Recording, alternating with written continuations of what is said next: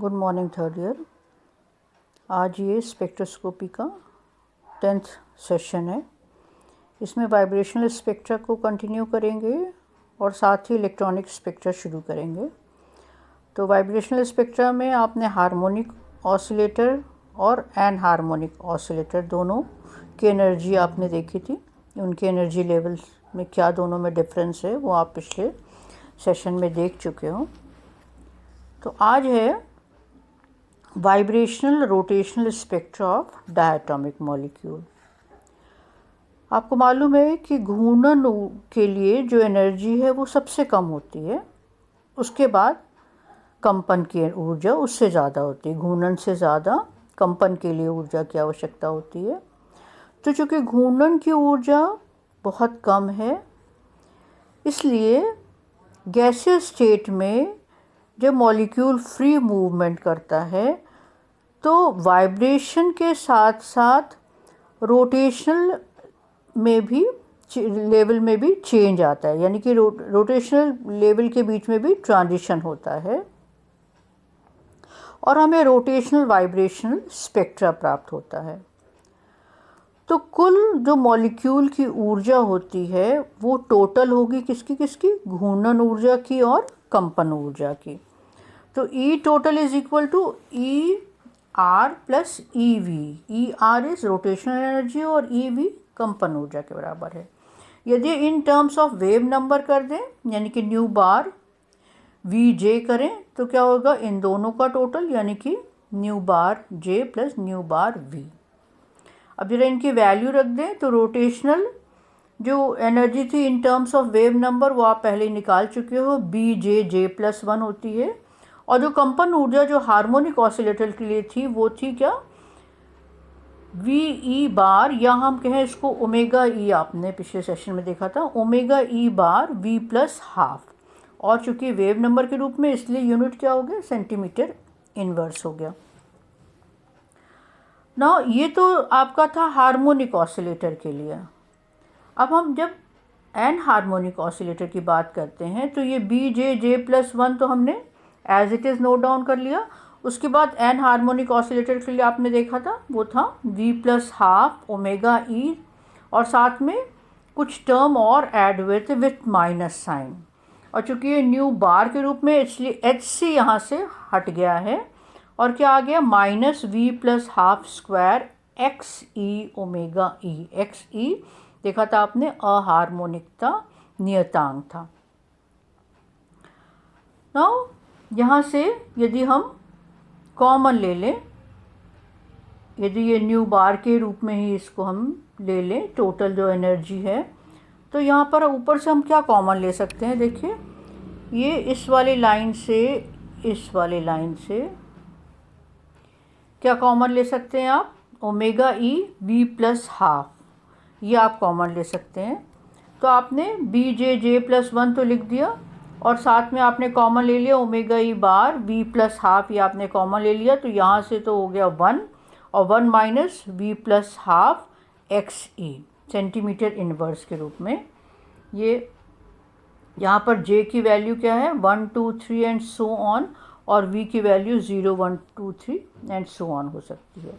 Now selection rule for vibrational rotational spectra के लिए क्या हो जाएगा कि डेल्टा वी, यानी कि वाइब्रेशन लेवल के बीच में जो ट्रांजिशन कैसे हो सकता है, प्लस माइनस 1 भी हो सकता है, प्लस माइनस 2 भी हो सकता है। और डेल्टा जे के लिए ये, यानी कि घूर्णन लेवल के बीच में जो ट्रांजिशन होगा, संक्रमण होगा, वो प्लस माइनस 1 होगा। और delta J is equal to 0 is not allowed, मतलब कि हमें घूर्णन लेवल के बीच में ट्रांजिशन होना ज़रूरी है। Therefore, vibration change is always accompanied by rotational changes। जो कि delta J is equal to 0 है, इसका मतलब क्या हुआ, 0 अलाउड नहीं है। इसका मतलब क्या हुआ कि कंपन लेवल के बीच में जब ट्रांजिशन होगा तो हमेशा उसके साथ साथ घूर्णन लेवल के बीच में भी ट्रांजिशन ज़रूर होगा। Now, vibrational frequency of different functional groups। तो देखिए कोई भी जो पॉलीएटॉमिक मॉलिक्यूल है, जो बहुपरमाणुवीय अणु है, वो एक कॉम्प्लेक्स आईआर स्पेक्ट्रम देता है और फिर इसका स्टडी करना थोड़ा सा मुश्किल हो जाता है क्योंकि इसका जो स्पेक्ट्रम है वो काफ़ी जटिल है। तो जब एक पॉलीएटॉमिक मॉलिक्यूल में देखिए कितने तरह के मोड ऑफ वाइब्रेशन हो सकते हैं, कितनी विधाएं हो सकती हैं कंपन की, 3n-5 भी हो सकती है और 3n-6 भी हो सकती है। 3n-5 कब होगी? जब मॉलिक्यूल लीनियर या रेखीय होगा, और 3n-6 कब होगी? जब मॉलिक्यूल जब नॉन लीनियर होगा, अरेखीय होगा।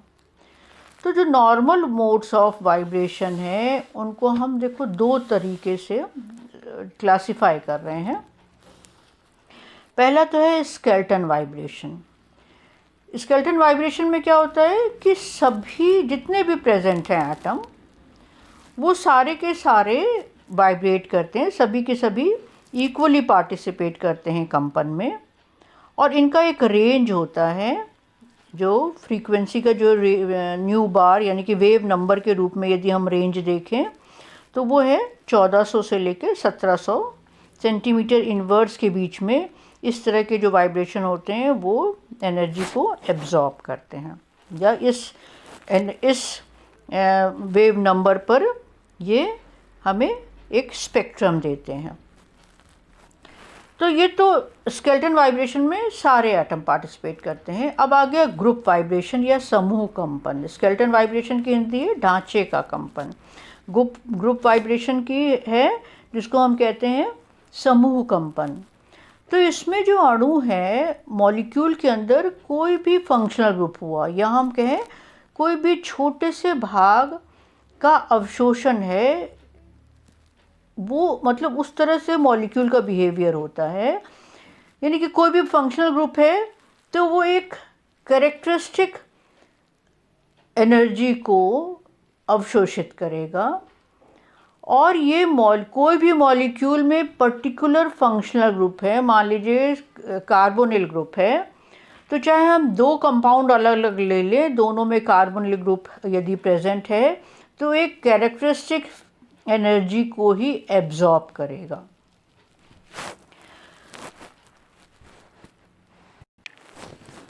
अब आईआर स्पेक्ट्रम की सहायता से हम किसी भी जो कार्बनिक कंपाउंड है उनकी हम स्ट्रक्चर को बता सकते हैं कि देखिए कोई भी ऑर्गेनिक जो कंपाउंड है उसमें डिफरेंट फंक्शनल ग्रुप प्रेजेंट होते हैं, विभिन्न क्रियात्मक समूह प्रेजेंट होते हैं और डिफरेंट बॉन्ड उपस्थित होते हैं।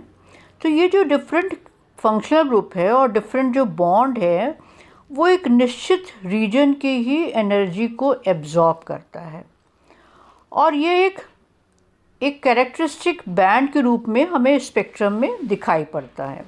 फॉर एग्ज़ाम्पल, यदि मान लीजिए कंपाउंड में कार्बोनिल ग्रुप प्रेजेंट है तो जो उसका अवशोषण जो प्राप्त होगा, जो हमें स्पेक्ट्रम प्राप्त होगा, वो 1725 सेंटीमीटर इनवर्स पर हमें अवशोषण बैंड मिलेगा। तो यदि 1725 सेंटीमीटर इनवर्स पे कोई यदि बैंड मिलता है हमें स्पेक्ट्रम में, तो इसका मतलब हम ये मान के चलें कि कंपाउंड में कार्बोनिल समूह उपस्थित है। उसी तरह से मान लीजिए CN ग्रुप यदि प्रेजेंट है तो हमें अवशोषण बैंड 2250 सेंटीमीटर पर ही प्राप्त होगा। तो यदि 2250 सेंटीमीटर इनवर्स पर यदि हमें कोई अवशोषण बैंड मिलता है तो हम निश्चित रूप से कह सकते हैं कि यहाँ पर CN ग्रुप प्रेजेंट है। तो हर फंक्शनल ग्रुप का, हर तरह के बॉन्ड का एक कैरेक्टरिस्टिक क्षेत्र है, कैरेक्टरिस्टिक ऊर्जा को ही वो अवशोषित करते हैं और उसी जगह पर बैंड देते हैं। अवशोषित करेंगे तो जब हम स्पेक्ट्रम देखेंगे तो हमें वहाँ पर बैंड प्राप्त होगा। तो वो क्षेत्र को हम देखकर बता सकते हैं कि इस ऑर्गेनिक कंपाउंड में कौन सा फंक्शनल ग्रुप प्रेजेंट है। तो इस तरह से हम ऑर्गेनिक कंपाउंड के स्ट्रक्चर को आईआर स्पेक्ट्रम की सहायता से बता सकते हैं। नाउ आइसोटोपिक इफेक्ट या समस्थानिक प्रभाव। तो यदि किसी अणु में एक या दोनों ही एटम को उसके आइसोटोप से बदल दें तो क्या होगा कि मॉलिक्यूल की जो फ्रीक्वेंसी है, जो कंपन की आवृत्ति है, उसमें चेंज आ जाएगा। क्यों? क्योंकि रिड्यूस मास में चेंज आ जाता है। रिड्यूस मास यानी कि समानीत द्रव्यमान।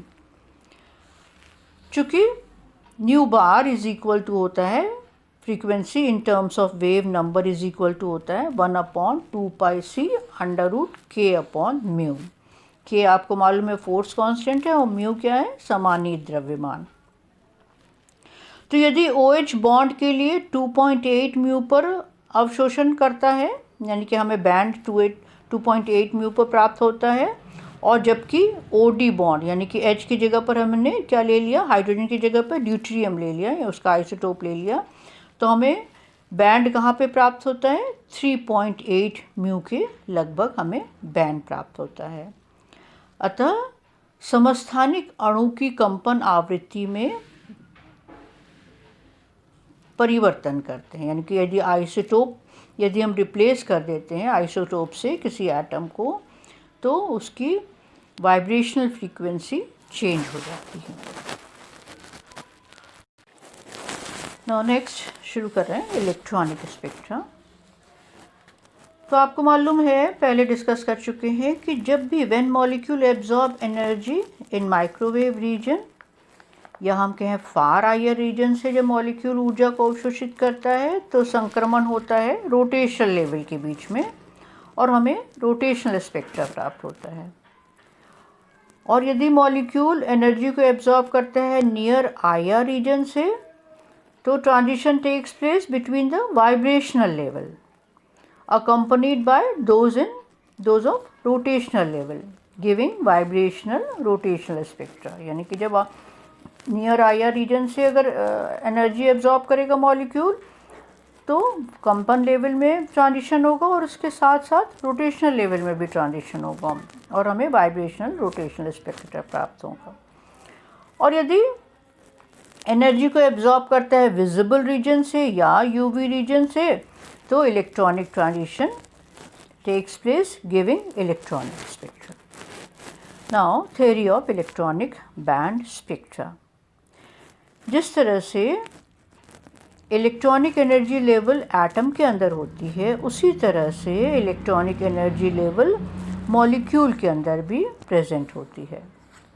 Electronic spectra are obtained when the electron in the molecule are excited from lower electronic energy level to higher energy level.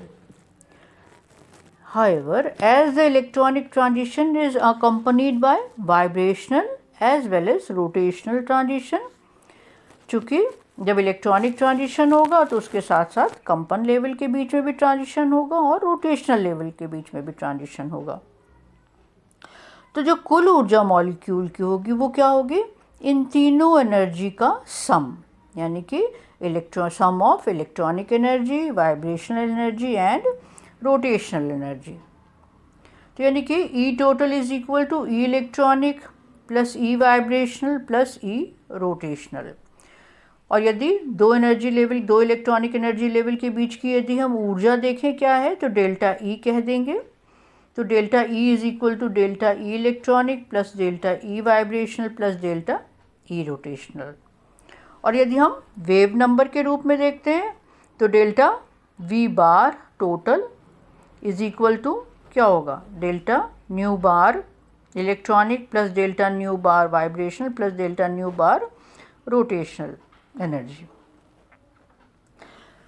तो देखिए, किसी भी पर्टिकुलर जब इलेक्ट्रॉनिक लेवल के बीच में ट्रांजिशन होता है, तो आपने जाना कि कंपन लेवल के बीच में भी ट्रांजिशन होगा और रोटेशनल लेवल के बीच में भी ट्रांजिशन होगा। So each electronic transition will give a band system and hence complete electronic spectra involving different electronic transitions gives rise to a series of band group, and thus the electronic band spectra obtained is quite complex. चूँकि electronic transition के साथ साथ vibration और rotational level के बीच में transition होता है, इसलिए हमें बैंड प्राप्त होता है।